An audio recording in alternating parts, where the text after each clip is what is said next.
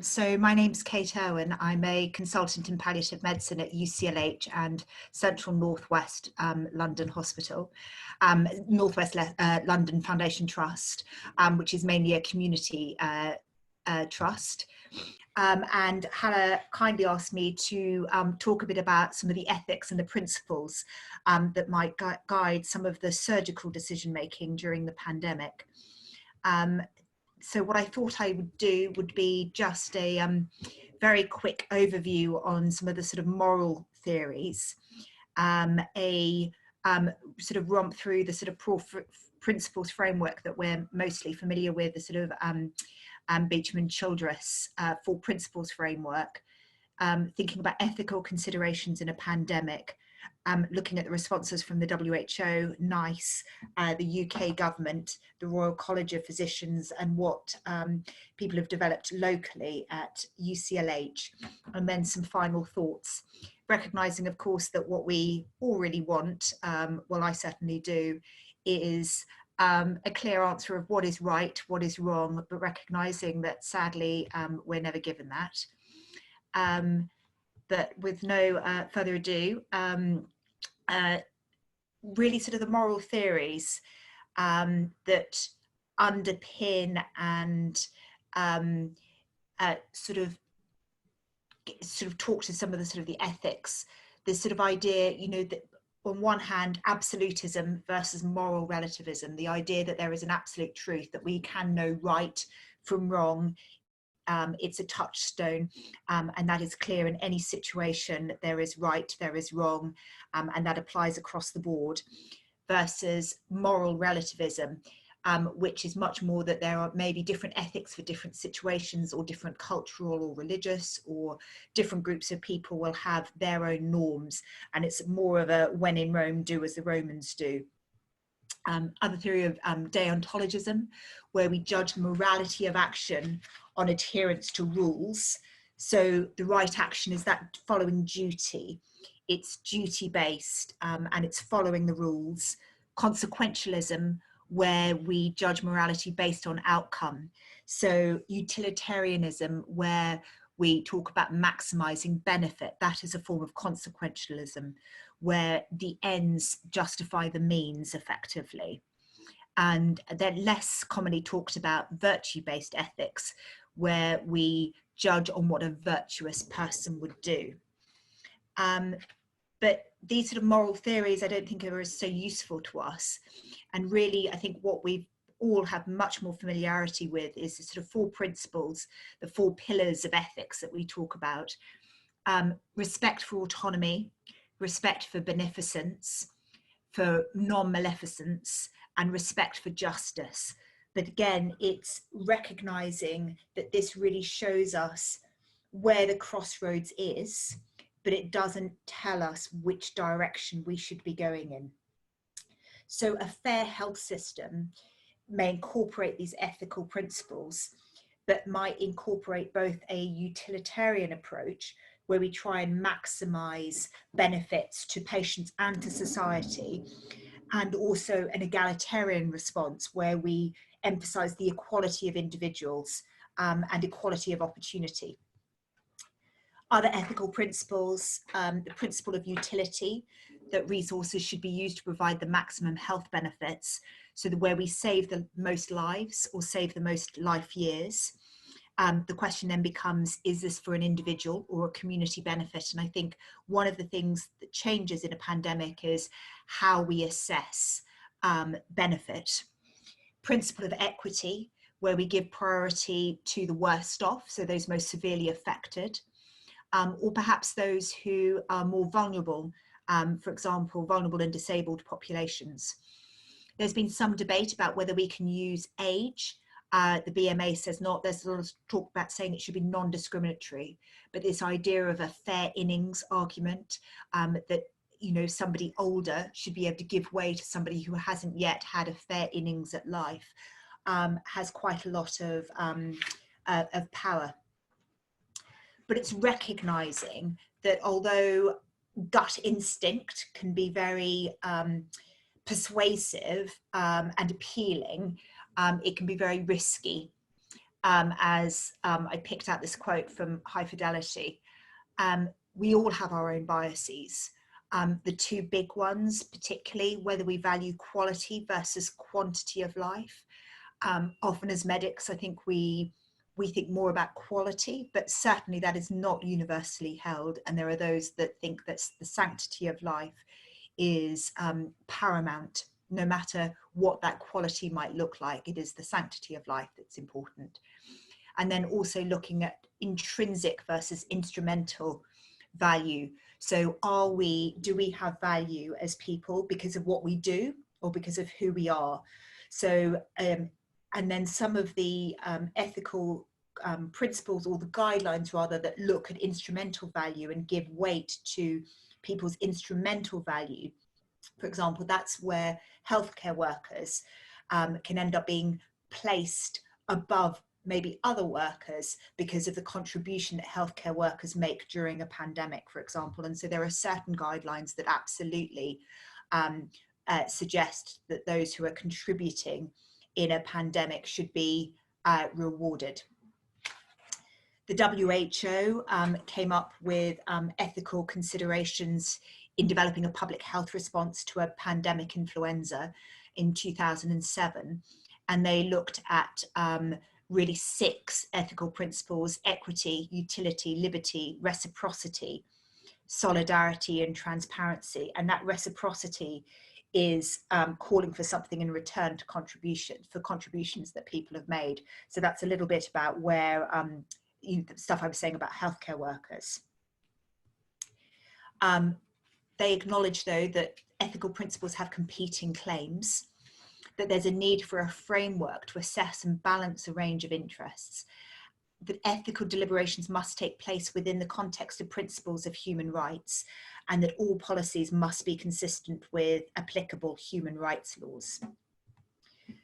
The UK government has also published an ethical framework guidance for pandemic flu in 2006. And again, they talked about everyone matters equally.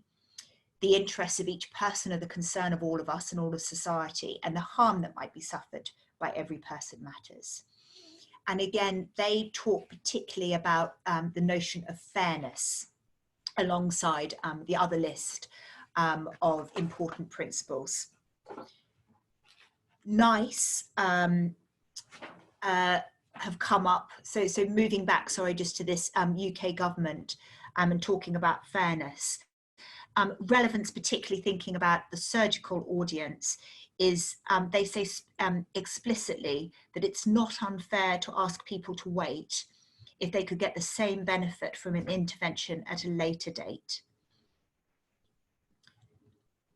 NICE have also come up with a guideline. So a lot of the published literature, a lot of the guidance has really been looking at use of critical care resources, thinking that that is where the primary sort of triage is going to be, and the scarcity of resources. So I won't really spend much time on this, but it's simply to say that NICE look at frailty as one of the conditions alongside comorbidities of whether patients should be offered what might be considered limited resources of ventilators, dialysis, etc. Important to note that age in itself is not something that should be used. The GMC has also issued guidance. Helpfully, it just says, take account of current local and national policies that set out agreed criteria for access to treatment. And I suppose that's where NICE comes in, the guidance for ITU. Be confident that decisions are based on clinical need and the likely effectiveness of treatments. Don't unfairly discriminate against particular groups. And there's been particular consternation by some sort of groups, disabled, those with chronic conditions, worrying that that they may be put at risk. And so there is explicit guidance saying you cannot make blanket recommendations. For example, you cannot blanket make a blanket recommendation that those over the age of 65 or 70, or those with cystic fibrosis or an underlying condition, for example, not be for resuscitation, that would be illegal and unethical. GMC also advises that we, as always, take account of patient wishes and expectations, that we be open and honest with patients and the rest of the healthcare team about the decision-making process and the criteria, and also keep a record of discussions. So that's from the GMC. The BMA recognises that providing care to existing standards is a challenge, and that doctors may have concerns about the provision of safe care, of ethical care, and there is this idea of moral danger, and that clinicians who are making decisions that they normally wouldn't be making about who gets certain resources, that could put them in moral danger. People may have concerns about their own health and safety of family and friends, and as well professional liability as a consequence of actions. The BMA says that if demand outstrips the ability to deliver to existing standards, decisions about how to meet individual need will give way to decisions about how to maximize overall benefit. So what we're seeing is distributive justice, and that fourth pillar, justice, on the four pillars, having a more prominent role. So it's always been sort of classically that respect for autonomy has been seen, I think, or sort of been argued that really is the first amongst equals, and that it's patient wishes that are paramount. But what we're seeing is that in a pandemic, it may well be that although respect for patient autonomy is important, they do need to be balanced far more than before on looking at a community and population-based decisions. The BMA also says that it is likely the priority will be given to those whose conditions are the most urgent, the least complex, and who are most likely to live the longest. So maximising overall benefit in terms of reduced mortality and morbidity. Also makes the point that the capacity to benefit quickly test. So that's looking at, say, can a patient benefit quickly from being on intensive care? Will they make a speedy recovery, which might justify then taking somebody who's expected to recover faster and then free up an intensive care bed or leave the hospital, sort of have only a finite, as a shorter need for resources. That they would be prioritised, and that although that would be indirect discrimination in normal times, because it would discriminate against those perhaps with underlying conditions, perhaps the elderly, it would be lawful in the circumstances of a serious pandemic, because it would be a proportionate means of achieving a legitimate aim. The Royal College of Physicians, again, issued its own guidance note in April of this year, again, talking about fairness. Things to sort of pull out is that, again, it makes the point that decision-making shouldn't be disease-specific. So the presence or absence of COVID-19 shouldn't be a limiting factor in treatment decisions. And it makes the point as well that we shouldn't really be making these decisions in isolation as a single clinician, that we should be sharing them with our clinical colleagues, and certainly for those decisions within the ITU involve the multidisciplinary teams. Also makes a point that hospitals may wish to engage medical ethicists or form clinical ethics committees to help with difficult decisions. And that's something that UCLH has done. We have a clinical ethics advisory group that is headed by Julia Neuberger. Our clinical lead, John Martin, feeds into that clinical ethics group as well. And John Martin, this has been ratified by the Trust. So this is some of what the Trust uses at the moment as an ethical basis for clinical decision making. So it's been shared with intensive care and users, and we use this to inform some of the decision making that goes on. And it's really a 5-step process just to make sure that we're thinking through systematically when making decisions. One, with respect for autonomy, thinking about, has the patient declined relevant treatment? Beneficence. So does the proposed treatment have a reasonable chance of being successful? So in the absence of the pandemic, would this patient normally have been considered fit to be put on a ventilator, have BiPAP, etc.? Non-maleficence, are there any harms? And it's not just thinking about harms to the patient, but harms to other patients, for example, from aerosol generating procedures, risks to staff. Is this use of a scarce resource justified for this individual patient? And then coming back to autonomy once again, even if all of these things are considered, does the patient want the proposed treatment? So it's a pretty quick rattle through, but just thinking a little bit about how we do things at UCL. So I'm the strategic lead for palliative care on intensive care, and that's where I've really been spending most of my time over the last sort of 6-8 weeks. And the model that they use on ITU is of 3 wise people decision making. So 3 intensive care clinicians who will think through, should this patient be escalated? Is there an argument for withdrawal of care, for example? I've talked about the clinical ethics advisory group. Just thinking that we're going to have more challenges with the likely, not proven, but likely second wave and beyond, and what that might look like. Because although ITUs have now managed to kind of, certainly we are, our extended capacity is no longer needed at the moment, but there is a cohort of patients with need that are likely to be in the hospital for a long time, and on a ventilator perhaps for many months, and what that would mean if there was a second wave. Thinking a bit about the legality of decisions. So there are certainly questions about the legal basis for these decisions, that whether they challenge patients' actually sort of their human rights, and whether we are leaving ourselves open for challenge by the law. And then thinking as well, although I haven't seen, my experience has not been that we're rationing ventilators, that there are patients who are just not getting treated, whereas normally they would. I think there is some covert rationing going on of who gets the good ventilators, the dialysis fluid, and whether people are dialyzed with as big a volume of dialysate as they would normally be, and also where the trained staff are allocated.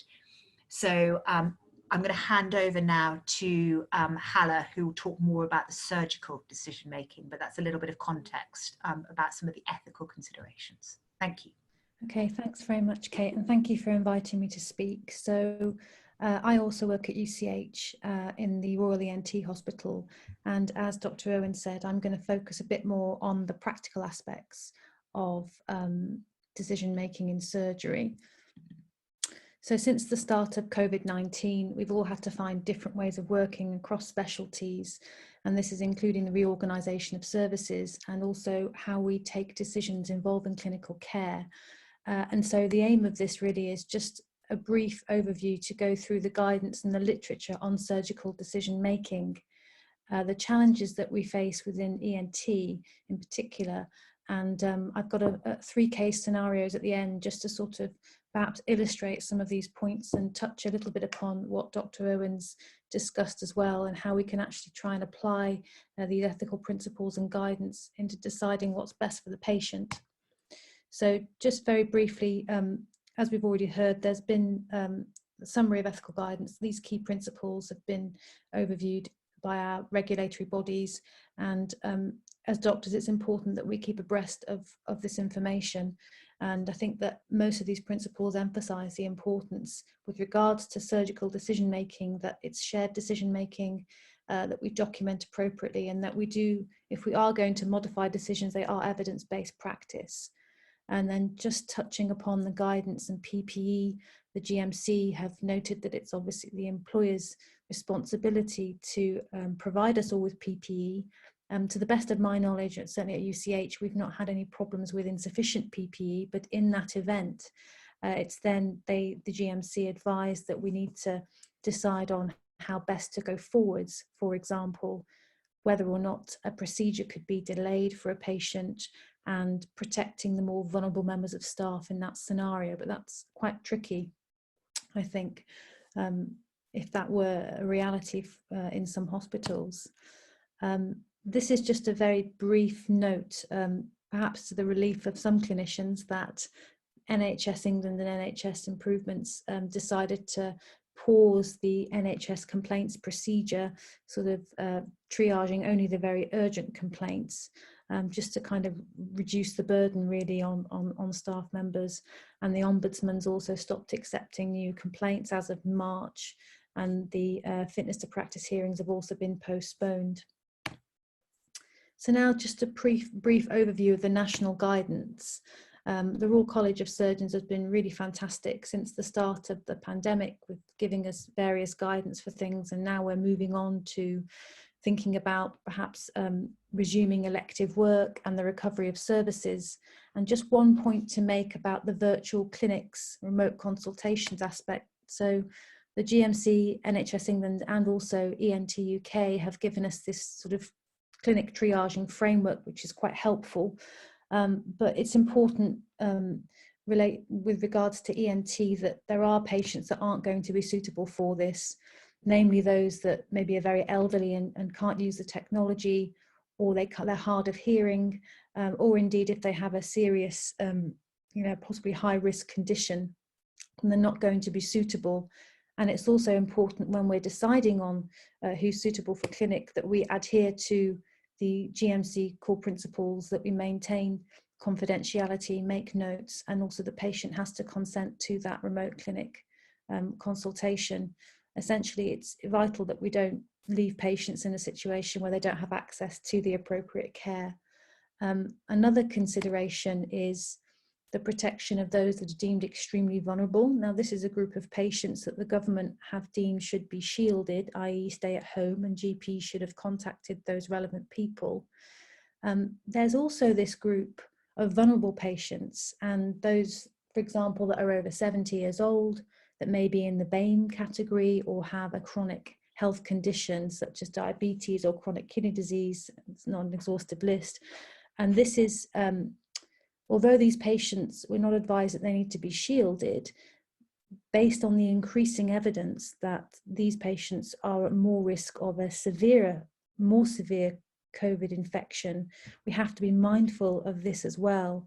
And there's a nice report that came out on the 5th of May, a national report from the various public health authorities in summarising this evidence. And that's a hidden in plain sight. That's the bottom reference there.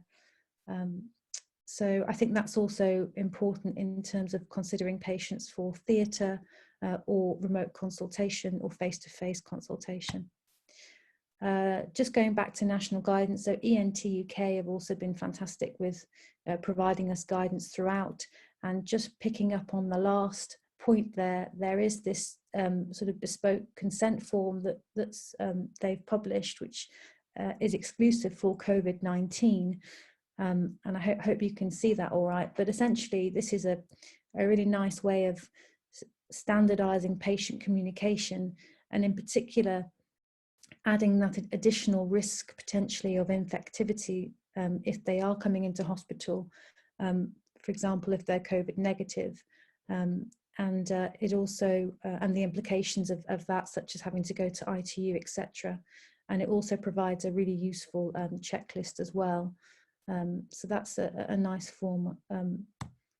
So despite all of this national guidance, we still do face considerable challenges on sort of the shop floor, so to speak, in terms of making decisions. And we're having to take this different approach because of the added factors of resource allocation. For example, although cases are now on the downtrend, in the event of a second surge, we have to be ready that some staff members may then get redeployed again. We have to bear in mind that we need the expertise on hand if we are going to proceed with operations, as well as the equipment and the facilities. And we mustn't forget the procedural risks as well to patients, as well as this really difficult to quantify entity of infectivity from COVID, which we don't really know much about, and that's I think that one of the main problems, and that's the risk of infectivity to healthcare professionals and the teams in general, to patients who are COVID negative, and indeed what the impact on the surgical outcomes are. So we need this evidence base that we don't quite have yet, that relates to how the disease behaves and testing.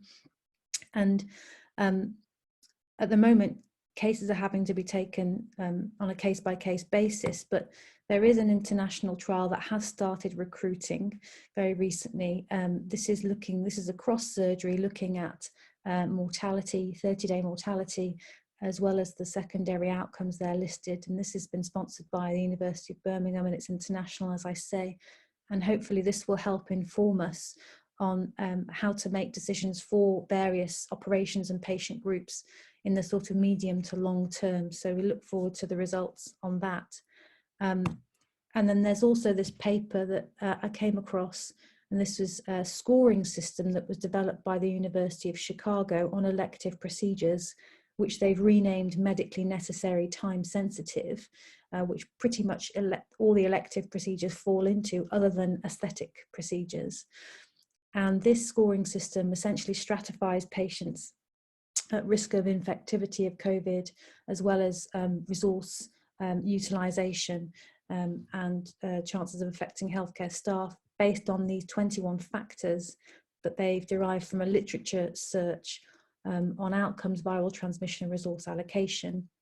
And so dividing these up, I'm sorry for the busy slide there, but they've basically divided them up in 3 groups. There's procedure factors, so that relates to perioperative morbidity of the procedure, utilisation of resources, and transmission of virus to healthcare staff. Then there's the disease factors, which is more to do with whether or not a procedure could be feasibly delayed and whether that would have harm on the patient. And then there's also the patient factors, which looks at the susceptibility of each individual to an illness, and that's based on the various risks that patient may have. So I've put some circles around. If we take a case such as a mastoidectomy for cholesteatoma, you can see that in some instances the risks are quite low, but there's also, it's an aerosol generating procedure, for example, so that's a risk of 5. So it's quite variable in reality. Although this risk scoring system hasn't been validated, they did a sort of a test on there, a proof of concept test on the 35 patients they had waiting for surgery, and they allocated, if you look at the bottom bar there, they felt that any score below 56 was not just was justified to proceed, but anything above 64 wasn't, and that was their take on things. There is another paper, and this touches upon again what Dr. Urwin was talking about, which is to do with fair allocation of scarce medical resource, and essentially outlines the ethical values and principles that we have, and how these may alter in the context of a pandemic where medical resources are really scarce. And it just kind of highlights the importance of having a multi-value ethical framework, but how none of these are really in rank order. But again, they're things just that we need to consider. So I'm now going to move on to some clinical scenarios. A couple of these were actually real cases that presented to UCH, and just sort of trying to tie in difficult cases that we may be faced with, and perhaps how to sort of think through what the options would be. So the first case is a 50-year-old Asian male with a background of rheumatoid arthritis on immunosuppressive therapy and hypertension, that presented with a sore throat and odonophagia 2 weeks previously at the GP, and was given antibiotics, but then essentially worsened over time with reduced range of movement of the neck and a fever, and then was then advised to attend hospital. And the inflammatory markers were raised, and the temperature was 37.7. So a CT scan of the neck was performed, which demonstrated this multiloculated parapharyngeal abscess, which unfortunately wasn't accessible transorally.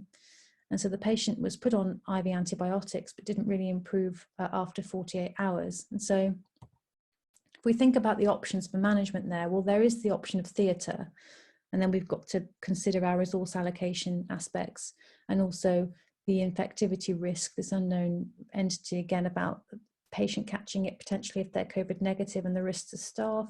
And this patient's in the BAME category. I think probably more work would need to be done to stratify risk of BAME, but at the moment it does seem as though, as I say, they do have an increased risk of severity of infection.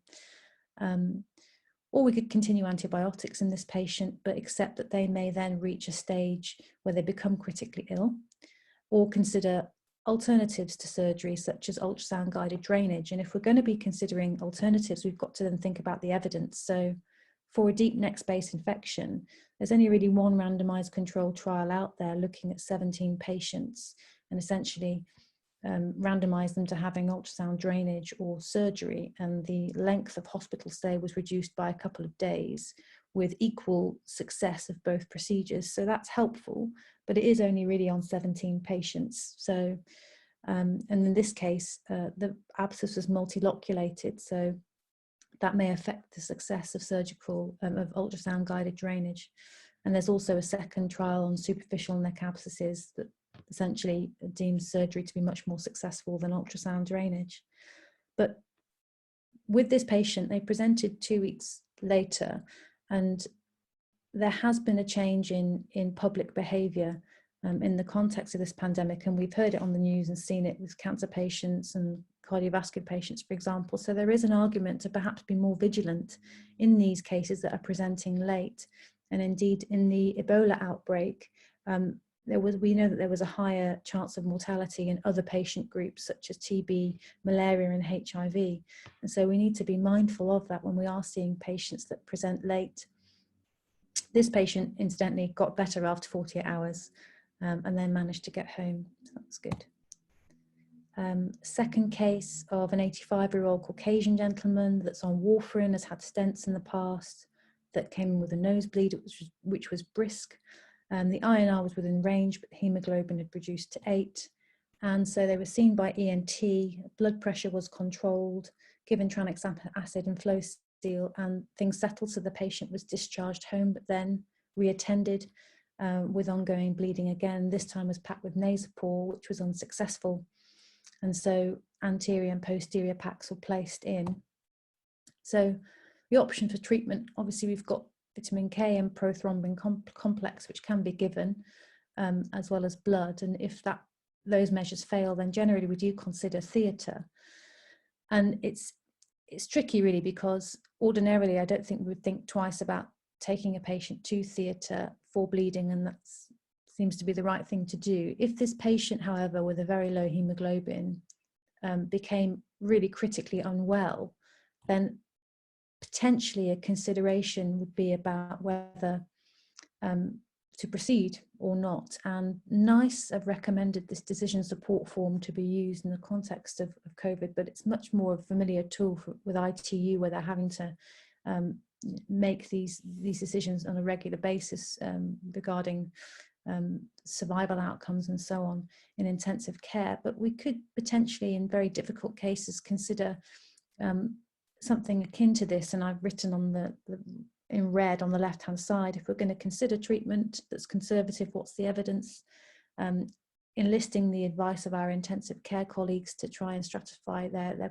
probability of survival, and also noting down the patient values. And I think where this form is a bit useful is just to sort of standardize thought processes, as well as provide some robust multidisciplinary documentation, but it could be a consideration.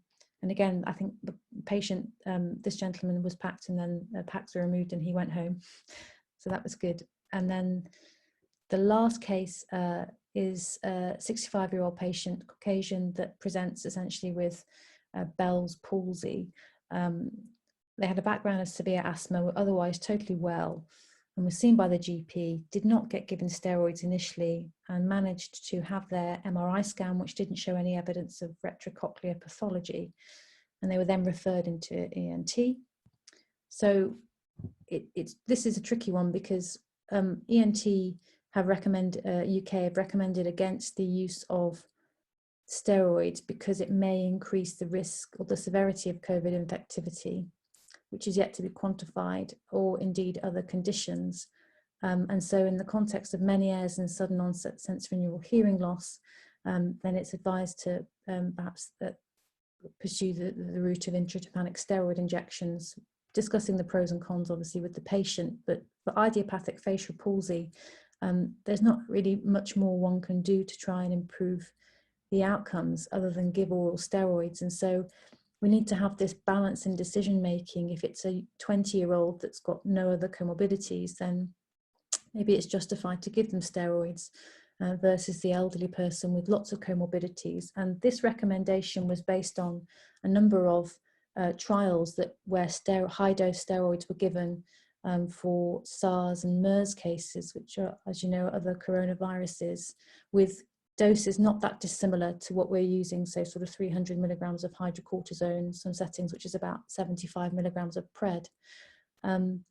So I think that the key thing when we're looking at extrapolating information from evidence which is not directly related to COVID is thinking about the context. So these patients were quite unwell in ITU and were given these doses. Essentially, the evidence found across the board that these patients had worsening outcomes, including a greater need for renal replacement therapy, longer intubation, and need for vasopressors.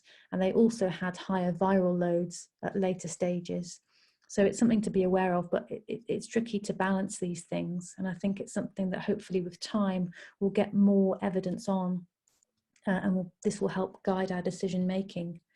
So just to finish off really in summary, I think we're all facing challenges, but what's really important is that we stick to good medical practice as we would normally out of the context of this pandemic. But it's really important that we do make sure it's cross-specialty decision making. We clearly document if we're taking a decision that's not conventional, when we make plans for timely reassessment of the patient and communicate the decision to the patient and note their wishes. I think those things are really important. And obviously ongoing local and national collaboration to continue to support us. And I think that we were quite lost at the very beginning of all this, but as time's gone on, more evidence is coming through, and hopefully we're in a better place than we were, and this will continue. And just finally, there's some references and resources for whoever wishes to look at those. And for the otologists out there, the Lion broadcast is still going on in May, so on the 18th and 19th of May. So register if you're interested. And thank you for your attention. Thank you both, Kate and Hala, for some excellent talks and insightful thoughts there. So I think we've got time for some questions, but perhaps I could start, if that's all right, Kate, to you. I think some of us have had some difficulties with personal decisions around, our own risk versus the, moral obligation many of us feel towards patients. For example, with the recent guidance on Black and minority ethnic staff. I don't know if you have any thoughts about that, some of the principles, or whether you think it's an individual decision. I think the guidance has actually been really mixed, and I don't think it's been hugely helpful. That's my personal opinion. I think that the GMC's guidance, I think, has been about PPE, for example, and if you had insufficient PPE, which I think is thinking about risk. So that for those who are either at risk because maybe of their ethnic origin or just their underlying medical conditions, I think we can maybe extrapolate from those who are placed at risk because of inadequate PPE. And I think the GMC has not been hugely helpful because they just talk about using every method you can to resolve the situation, to be documenting your decision. And there seems to be, I think, an unhelpful emphasis on documentation rather on the actual practicalities of where are you left as an individual clinician if you're asked to put somebody else's safety, a patient's safety and well-being above your own. The BMA has been clearer of saying that I think doctors, clinicians should not be placed at risk. My personal feeling is no, although we're in that caring profession, I don't think we've signed up. That's my personal view. I don't think we signed up when we became doctors to put our health at stake. And I don't think there is sufficient recognition of the reciprocity element, that as an NHS worker, you will then go to the front of the queue or anything like that to feel comfortable that should somebody who considers themselves to be at risk run into problems, that they would receive different care. I think that's, I don't have a final answer. Those are just some of my thoughts. Thank you. So if anyone has questions, please do put them on the chat. We have had one coming in, and maybe Hala, I can bring you in on this one. Actually, somewhat related to the question we just had answered by Kate, which is that some surgeons, some ENT surgeons are finding it a little bit difficult, the guidance to suggest that we should not examine the oral cavity because of the risk to ourselves versus our requirement for patients. So I don't know if you have any thoughts about that, Hala. Yeah, I think, so I actually spoke to a member of the MDU about this, and I don't think it's a worry that is substantiated if we assume we have PPE, if we have the appropriate PPE. So that was the MDU's position, which, in order to make a diagnosis, you have to determine what is reasonable in terms of your examination to get there. And as I say, in the context of patients presenting late with things and potentially rocking up to A&E iller than initially, I think we do have to be vigilant in these patients. And if you have the appropriate PPE, then I think the overall position is that you should proceed as you would normally proceed. The difficulty is if you don't have the appropriate PPE, and again, it's that difficult to quantify risk, but ultimately we are there to sort of diagnose, it's not my personal view, as I say, this is what the MDU has guided us for, but I think I do agree with them on that. Sure. Okay. Yeah, it is difficult. It's like all these things. I think a lot of the risk, as you were saying, was from times when perhaps we didn't have PPE available, and so some of our colleagues were unfortunately put at risk because of repeated examination as well. What we don't understand is whether it's just being close to the mouth rather than aerosol generation from examination. So my personal view is I would agree with you as well. So we've just got a few more questions. Perhaps again to you, Hala, because there is questions about clinical care. So people are asking, what are the questions about how we will be dealing with a huge backlog of work? Is there any guidelines on how we prioritize care? Because we've got this huge backlog and obviously we have to prioritize those people.